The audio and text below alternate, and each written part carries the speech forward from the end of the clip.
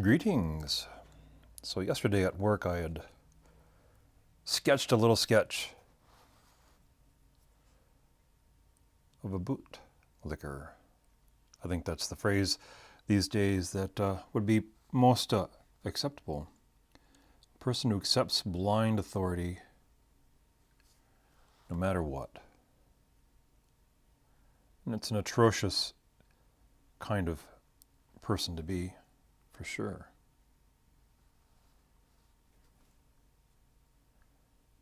And one never wants to be such a thing.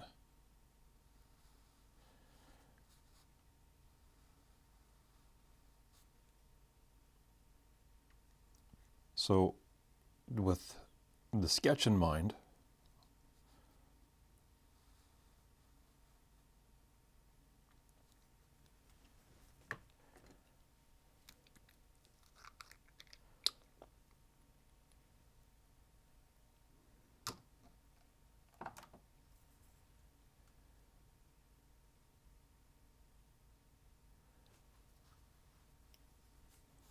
I'm going to draw a new version of this same sketch.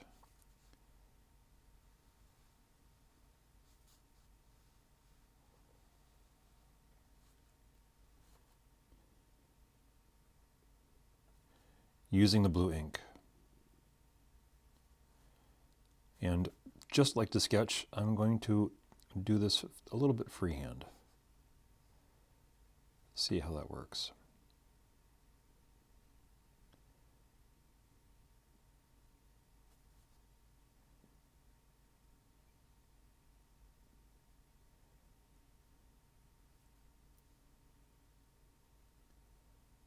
Make it an old boot. An old work boot.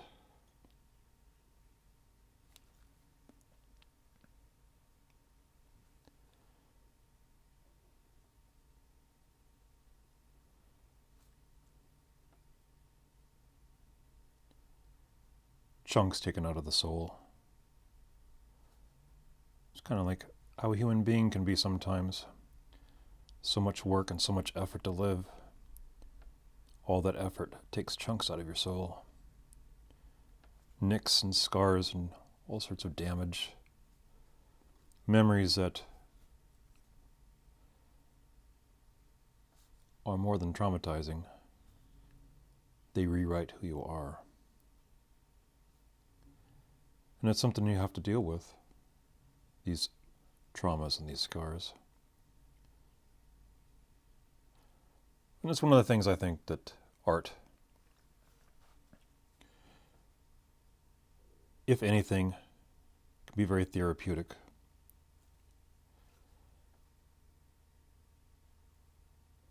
One doesn't have to be Michelangelo,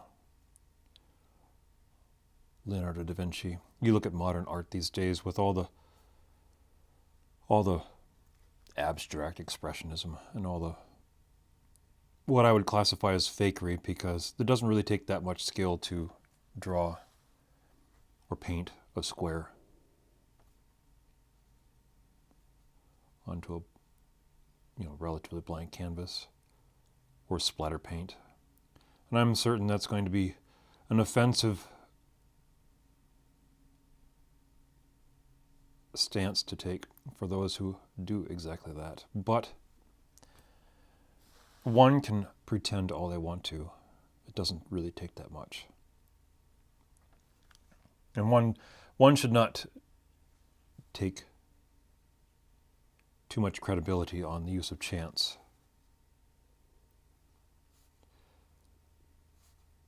Which is kind of ironic considering the fact that I'm not doing any significant planning of this drawing.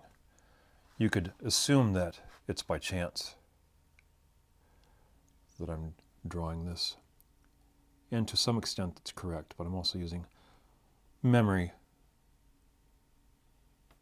and experience of where to put lines, projecting onto the paper some image of what I want. And the basis of that projection is that I'm not married to that concept. I allow for variances in the concept.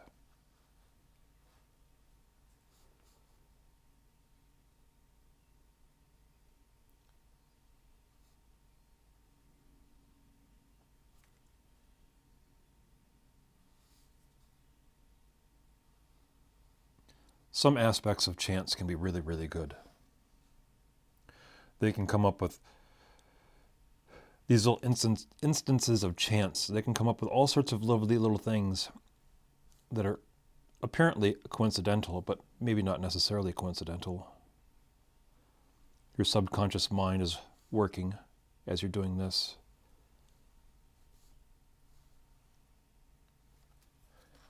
In some ways, it's like a waking dream. You're working, your hand is working, you're consciously aware that you're putting ink on paper.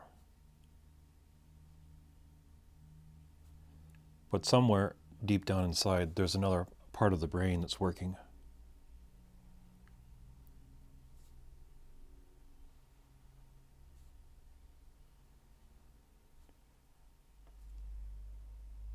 It's almost like breathing.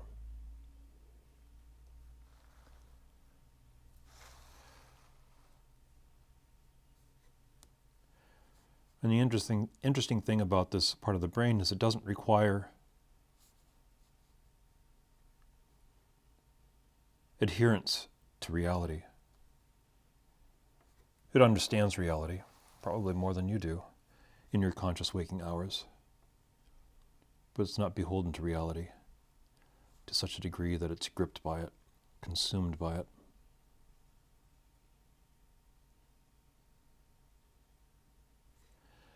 And this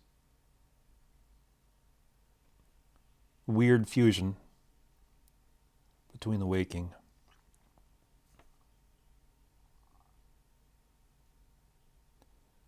and the sleep, the conscious and the subconscious,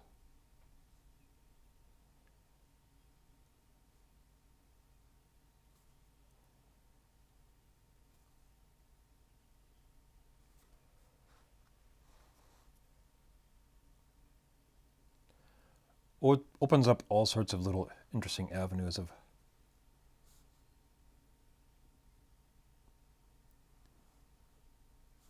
thinking.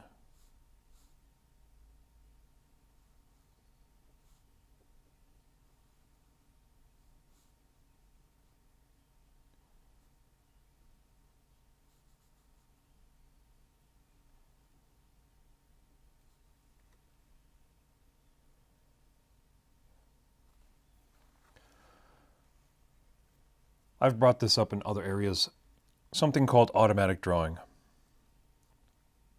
And what this is that I think this was during the Dadaist, the Surrealist period, I think the 1920s, maybe the 30s.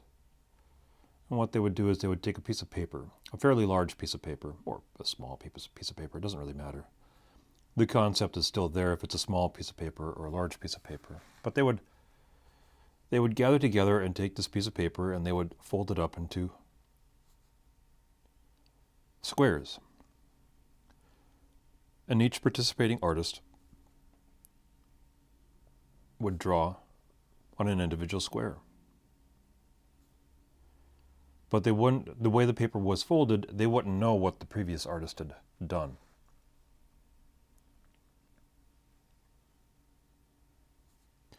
What they would do is they would just follow the lines that they had.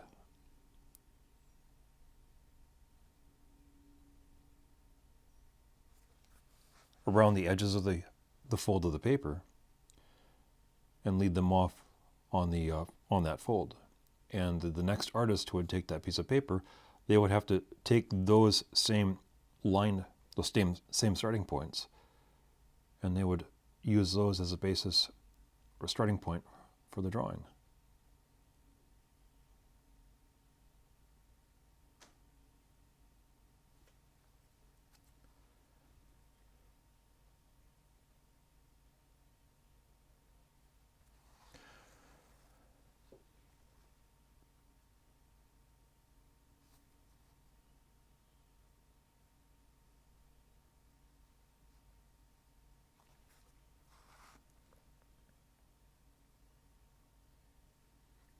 The other thing too, regardless of that, seems kind of a bit too mystical.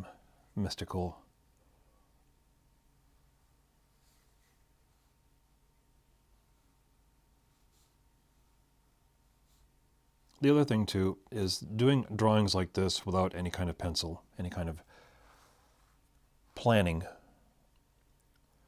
trains your mind and your eye and your hand to think ahead of time as you're drawing. You know, as long as you have some idea, some kind of notion, some kind of vision that you're looking towards, you're working for, some kind of outcome.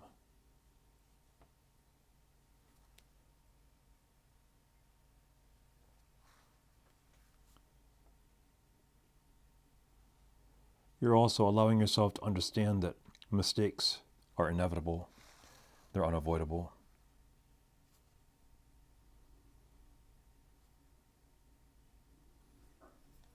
And it helps you to conclude that where the mistakes happen, it's not the end of the world, it's not the end of the artwork, it's not the end of the piece.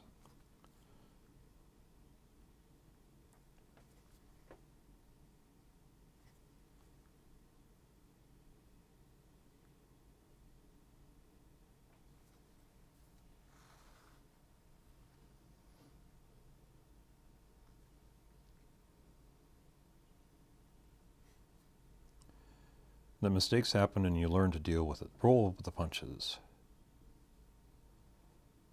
Take it for what it's worth. Go with the flow. Because there's a level of spontaneity and a level of inspiration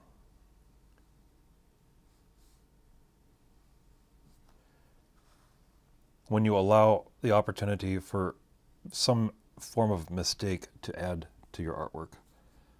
Not necessarily the random, but the opportunity for something other than the hyper-controlled. And for the most part, I suppose, in a more pragmatic sense of the word, it's one of the reasons why I think that much of modern cinema has become kind of beleaguered into this crap. This same old CGI.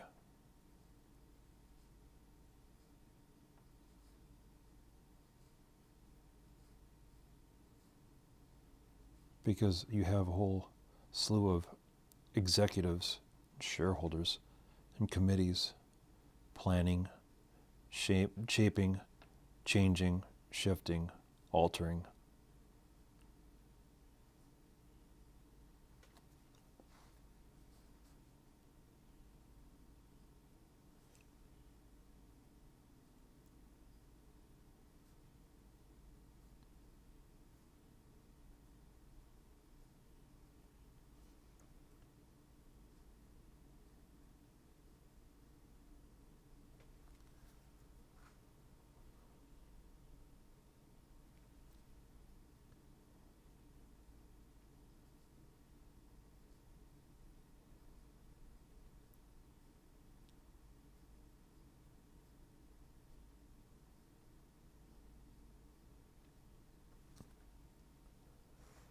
You can see that something's been planned out down to the last nut and bolt, and it seems so bland.